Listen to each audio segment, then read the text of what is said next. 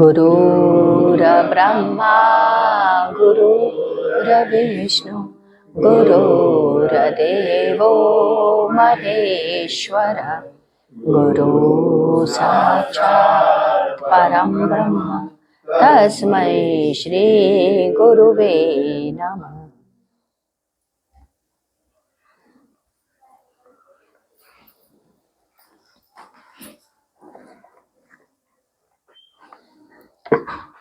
अट्ठाईस 10/94 शुक्रवार। आज गुरुदेव योग संबंधी चर्चा करते हुए कहने लगे, विहंगम योग के अंतर्गत परमेश्वर के स्वरूप को ज्ञान दृष्टि से चंद्र चकोरवत देखने को ही ध्यान कहा जाता है। मन और पवन को सम करके सुरति को गुरु प्रदेश में स्थिर करना धारणा है। यहाँ ध्याता, ध्येय और ध्यान तीनों प्रत्यक्ष करना होता है। शब्द में एक समान सुरति लगाकर अपने लक्ष्य को अखंड कंपहीन ज्योति को देखना ध्यान है और ध्याता ध्यान करते करते ध्येय स्वरूप हो जाता है। अर्थात जैसे अग्नि में लोहा डालने से अग्निवत हो जाता है तो वह समाधि कहलाती। कारण देह, जड़, प्रकृति और चेतन आत्मा का संयोग है। यही जड़ और चेतन की ग्रंथि है। अपने स्वरूप में स्थिर न रहकर अपना ज्ञान जब प्रकृति योग की प्राप्ति के लिए नीचे जाता है और दृढ़ संकल्प हो जाने, ज्ञान में हरास हो जाने पर तब आत्मा के आनंद रहित भ्रमयुक्त अवस्था को महाकारण देह कहते हैं। जब मुक्ता अवस्था में जीव मैं ब्रह्म हूं का भ्रम होने से अहम भाव उदय होता है, तब आत्मा की उस अवस्था को कैवल्य देह कहते हैं। इस तरह आत्मा का शुद्ध स्वरूप हंस देह है और कैवल्य तथा महाकारण देह आत्मा की चेतन सत्ता की भ्रमयुक्त अवस्था है। कारण सूक्ष्म और स्थूल चेतन आत्मा व प्रकृति के संयोग से है। इस जड़ शरीर, मन, बुद्धि और प्राण से आत्मिक चेतना का संबंध छूटते ही सूक्ष्म देह का त्याग हो जाता है।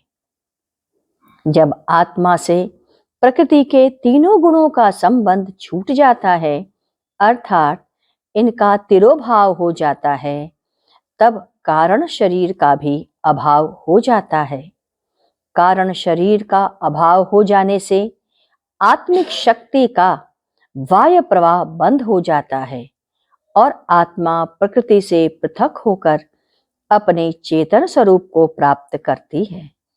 परंतु यहाँ भी प्रकृति के संस्कार की वासना जगी रहती है।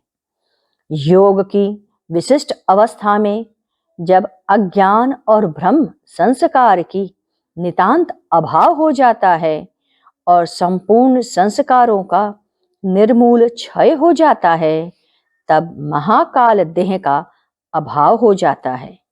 यहाँ पर प्रकृति के भोग की दृढ़ प्रकृति होने की अवस्था को ही महाकारण देह कहते हैं।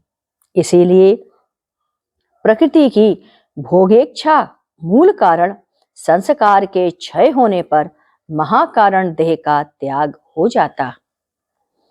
इसके बाद ही मैं ब्रह्म हूं यह भाव अज्ञान से अपने स्वरूप को भूल जाने से रहता है। इसी अभियान युक्त देह को कैवल्य देह कहते हैं। आत्मा कभी भी ब्रह्म नहीं होता, बल्कि योग और समाधि में लौह अग्निवत ब्रह्म सामर्थ्य को प्राप्त करता है। इसीलिए इस अभियान में छूटने से ही कैवल्य देह भी छूटता है और अंत में जब कैवल्य देह का भी अभाव हो जाता है, तब आत्मा अपने शुद्ध चेतन स्वरूप से परम अक्षर सार शब्द परम पुरुष को प्राप्त कर परम आनंदित होती है। ये आत्मा के 6 देह हैं और 6 अवस्थाएं हैं। जागृत, स्वप्न, सुषुप्ति, तुरीय, तुरीयातीत व आप्त। जागृत अवस्था जिसमें शब्द, स्पर्श, रूप, रस, गंध ये 5 ज्ञानेंद्रियों के विषयों का ज्ञान होता है।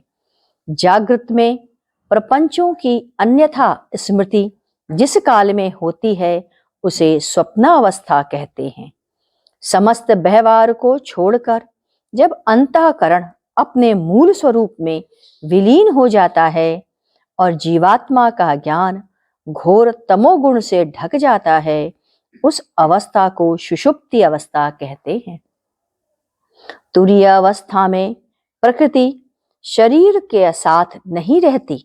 जड़ और चेतन की ग्रंथि खुल जाने पर आत्मा प्रकृति से असंग होकर अपने आप को पहचानती है। इसी को तुरीय अवस्था कहते हैं। निज स्वरूप के प्रकाश के उदय होने पर जब आत्मा में शब्द प्रकाश दासों दिशाओं से परिपूर्ण अनुभव होने देता है, तब तुरीयातीत अवस्था है, जिससे आत्मा के अंदर उस ब्रह्म प्रकाश परमानंद की धारा प्रवाहित होने लगती। तब यह आत्म अवस्था में लीन हो जाता। जागृत अवस्था में मन नेत्र के भोग और स्वप्नावस्था में मन मध्य प्रमाण से कंठ स्थान में हित नाड़ी में तथा सुषुप्ति में मन अपने मूल कारण में लय होकर के हृदय में वास करता है। इसके बाद दिनांक 29 का आज के सत्संग में गुरुदेव ने कहा, वाणी का स्थान मूलाधार है, जहां से वह प्रकट होती है, वहीं समस्त वाणियों का आधार है। यही परावाणी है, परंतु स्थूल शरीर के शब्द और सूक्ष्म शरीर के शब्द जो अनहद कहे जाते हैं, 5 ब्रह्मांडीय शब्द निरंजन, ओम, सोहम, शक्ति, रंग शब्द क्षर शब्द है। इसमें जो सूक्ष्म है वही अक्षर है, परंतु जो क्षर व अक्षर के भी पीछे है वही अखंड, असीम और सार शब्द है। ब्रह्मांडीय पंच शब्द प्रकृति मंडल के केंद्रित शब्द हैं और 10 अनहद ब्रह्मांडीय जड़ शब्द हैं, परंतु इन शब्दों को सुनना योग में कोई महत्वपूर्ण बात नहीं है। ब्रह्मरंध्र में रंग, भंवर गुफा सोहम, नयन में निरंजन, त्रिकुट में ओम और भीतर आकाश में शक्ति शब्द प्रकट होता है। चाचरी मुद्रा में निरंजन शब्द, भूचरी मुद्रा में ओम शब्द, गोचरी मुद्रा में सोहम और उन्मनी मुद्रा में शक्ति का रंग तत्व। पंचकोश प्रकृति है, उसी से हमें परे जाना है। ज्ञान की 4 धाराएं हैं, शुद्ध ब्रह्म ज्ञान, ब्रह्म जीव मिश्रित ज्ञान, शुद्ध आत्म ज्ञान और आत्मा प्रकृति मिश्रित ज्ञान। गुरुदेव ने पुनः कहा, संपूर्ण जड़ जगत की रचना जिस एक मूल तत्व से हुई है वह है मूल प्रकृति। वह शाश्वत है परंतु परिवर्तनशील है। 5 तन्मात्रा, आकाश तत्व का गुण शब्द, वायु का गुण स्पर्श, जल का गुण स्वाद, अग्नि का गुण रूप तथा पृथ्वी का गुण गंध है। इन 5 गुणों को ग्रहण करने के लिए शरीरस्थ 5 ज्ञानेंद्रियां हैं, जिनसे इन 5 तन्मात्राओं का हमें बोध होता है। यही बोध ही जीवन है। इस बोध की एक प्रक्रिया है। आत्मिक चेतना का संबंध मन से मन का संबंध ज्ञानेंद्रिय से तथा ज्ञानेंद्रिय का संबंध विषयों से और उसमें जो अर्थाभाव प्रकट होता है वही जीवन का बोध है। आए हम लोग कुछ देर गुरु कीर्तन करते हैं। ओम गुरु ओम गुरु ओम गुरुदेव जय गुरु जय गुरु जय गुरुदेव।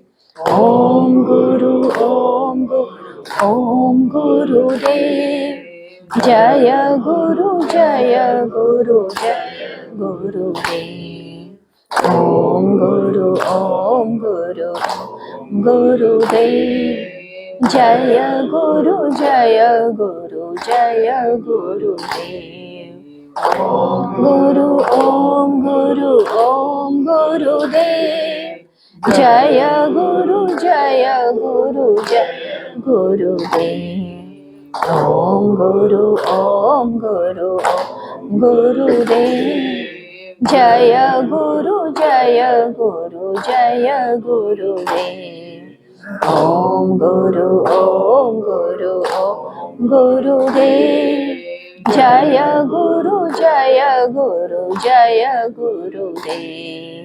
ओम गुरु ओम गुरु ओम गुरुदेव जय गुरु जय गुरु जय गुरुदेव। बोलिए सद्गुरुदेव की जय।